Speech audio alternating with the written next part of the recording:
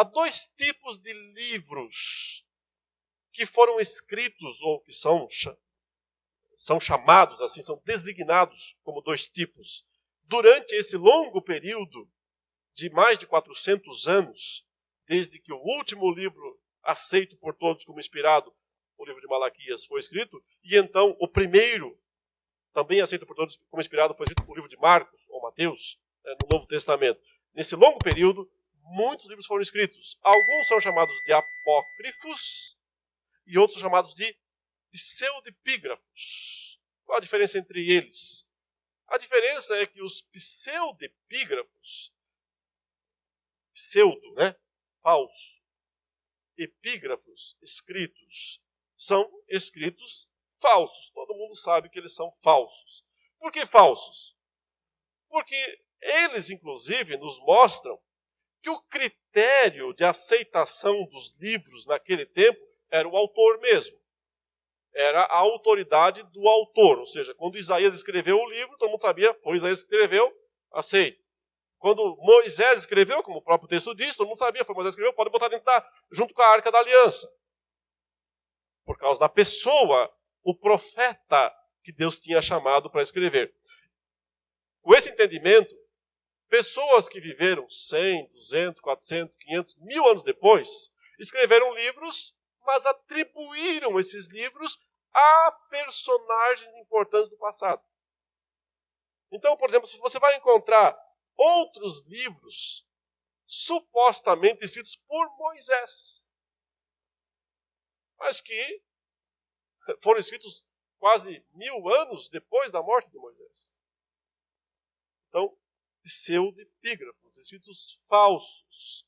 Pessoas ou grupos que escreviam um determinado texto e colocavam lá autor Moisés, autor Isaías, autor Jeremias.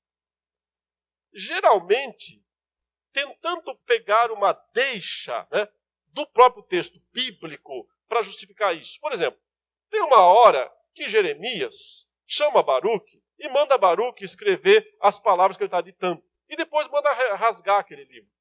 E depois escreve de novo. Não você tem esse livro. Alguém, espertinho, séculos adiante, escreve e diz o livro de Baruque. Escreve um livro lá, um monte de dizeres. Às vezes nem são coisas tão ruins. Às vezes são, Às vezes tem coisas bem complicadas nesses livros.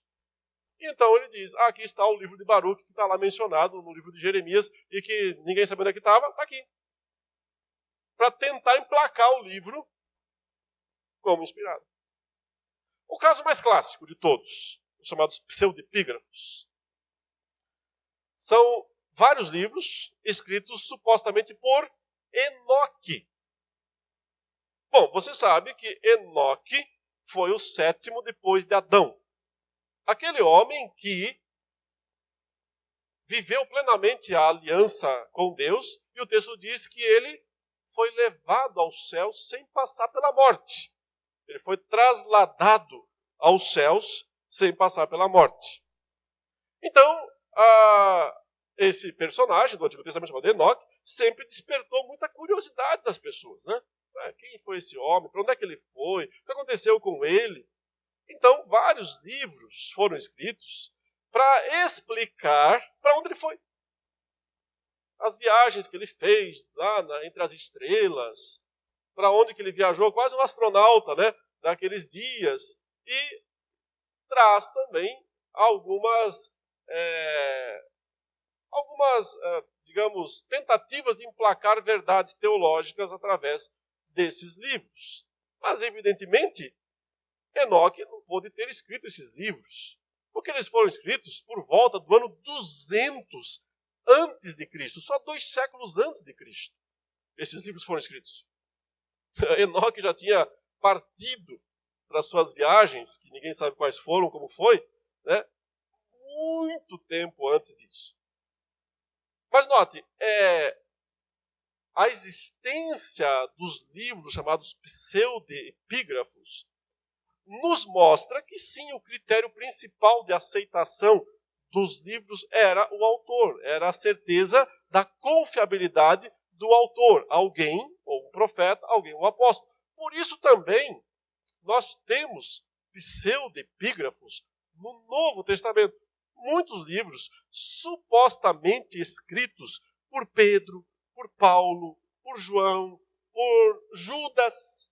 Você deve ter ouvido recentemente a história, acho que uns 10 anos atrás, fez alguma poeira, né, em alguns canais da mídia, né, brasileira, mundial, mas a descoberta do suposto evangelho de Judas. O traidor, aquele Judas que traiu Jesus, um evangelho supostamente escrito por Judas. E que, de certa forma, resgatava a pessoa de Judas como não sendo tão execrável assim, né, como ele tem sido, né, ainda mais para malhar o Judas, né, como se fazem algumas tradições ainda hoje, católicas principalmente. Mas porque ele não teria sido assim, esse personagem ruim, ele teria sido até alguém muito bom, que tinha feito coisas boas. Só que esse texto foi escrito, no mínimo, no segundo século.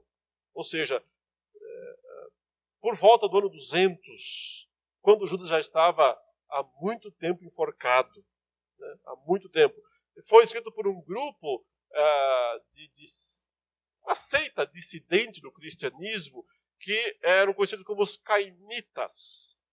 Por que os cainitas? Porque o que eles gostavam de fazer era resgatar personagens antigos contraditórios e tentar trazer uma imagem melhorada desses personagens. O primeiro deles foi Caim. Eles tentaram dizer que Caim não foi esse vilão aí, não, que o texto bíblico descreve.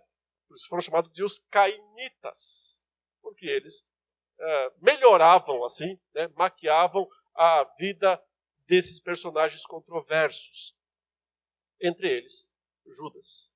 Então, simplesmente não dá para acreditar que foi o verdadeiro Judas, né, que escreveu. A gente tem, por exemplo, também evangelho escrito por Pedro, evangelho escrito por Paulo, mas alguns chegam a ser do 4º século. Mais de 300 anos depois de Pedro e Paulo terem sido mortos, né? Os dois, segundo a história, a tradição, mas tem grande chance de ser verídica, né? Essa tradição, foram martirizados no reinado de Nero, que reinou na década de 60, né? Do 1º século. Então, os dois foram mortos pelo mesmo imperador romano chamado Nero César. Ou seja, 400 anos depois, eles não podiam escrever nenhum texto para ser chamado, por exemplo, Apocalipse de Pedro. Existe um texto. Apocalipse de Paulo. Ou seja, os pseudepígrafos não só são falsos, não há dúvida disso, como também eles reforçam a ideia de que os livros inspirados todos eram reconhecidos imediatamente por causa justamente da confiabilidade do autor, ou um apóstolo, ou um profeta. Então, irmãos, os pseudepígrafos, eles têm um caráter religioso, são livros religiosos, que surgem nesse contexto da comunidade pós-exílica, mas que nunca foram considerados inspirados. Apenas eles são livros interessantes, né? Eu, nas minhas pesquisas, como eu sou um pesquisador na área de apocalíptica, né, literatura apocalíptica, as minhas 2 teses de doutorado são no livro de Apocalipse, então eu preciso pesquisar muito esse período. Então isso tem sido alvo dos meus estudos já há bastante tempo, ler e estudar esses livros chamados pseudepígrafos. E eles têm um valor histórico muito importante. Um valor histórico. Mas eles não têm um valor teológico. Eles não têm um valor para definição das doutrinas. Porque, obviamente, se tratam de escritos falsos, que, contudo, por existirem e serem tão antigos, eles nos ajudam a entender, em parte, né, a mentalidade das pessoas naquela época. Através deles, nós podemos saber, descobrir, que depois do surgimento, né, e do declínio da seita dos fariseus, que ela surge lá durante a dominação grega da Palestina, né, de Israel.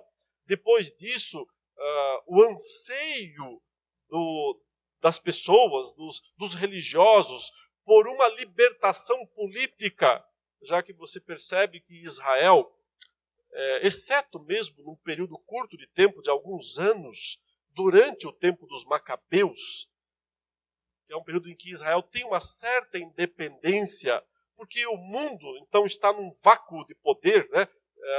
Caiu já há algum tempo o Império Greco-Macedônio de Alexandre, se subdividiu em vários generais, briga para cá, briga para lá, é uma espécie de um vácuo de domínio, e esse vácuo vai dar origem ao surgimento dos pés de barro da estátua de Daniel, que é o Império Romano, né? O pior império de todos. Então, nesse intervalinho em que tem um certo vácuo, Israel tem uma certa independência sob os Macabeus. Mas é só esse período. Depois disso, eles já são submetidos ao domínio romano e permanecem sem independência política, né, militar, por séculos. Então há um anseio muito grande por um Messias, por um libertador, alguém que venha para libertar a nação, mas tem que ser uma libertação política, militar.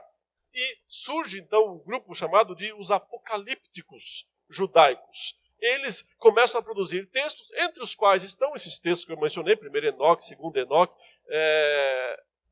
que tentam trazer ao povo ânimo, mas eles dizem que logo Deus vai intervir, que logo Deus vai mostrar o seu poder e vai libertar a nação do domínio estrangeiro, né? Coisas que não se cumprem, não são cumpridas naqueles dias.